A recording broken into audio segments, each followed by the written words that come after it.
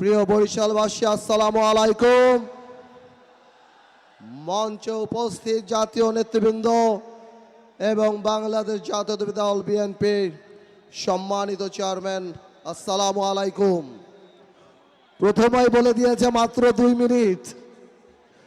প্রিয় বরিশালবাসী, আজ থেকে 14 বছর আগে সংসদে দাঁড়িয়ে বলেছিলাম তৎকালীন প্রধানমন্ত্রীর চোখে চোখ রেখে তারেক রহমান বাংলাদেশে আসবে। আপনাদের মনে আছে? তারেক রহমান আলহামদুলিল্লাহ বাংলাদেশে চলে এসেছে।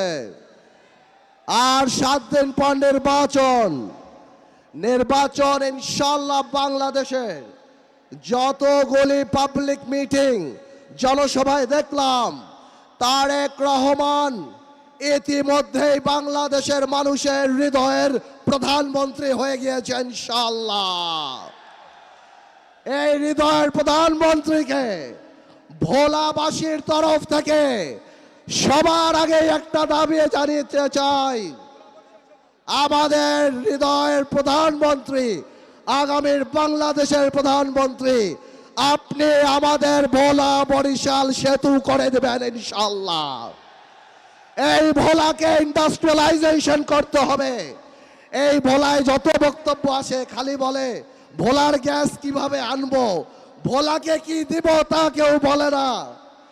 আপনার কাছে বলতে চাই, ইনশাআল্লাহ যেভাবে গণতন্ত্রের পক্ষে ছিলাম, যেভাবে জাতীয়তাবাদী শক্তির পক্ষে ছিলাম, আপনি ভোলার মেডিকেল কলেজ আর ভোলার বরিশাল সেতুটা করে দেন। সারা জীবন জাতীয়তাবাদীর পক্ষে থেকে এই গণতন্ত্রের পতাকা ইনশাআল্লাহ উত্তোলন করে রাখবো। আলহামদুলিল্লাহ। আসসালামু আলাইকুম, সবাই ভালো থাকবেন।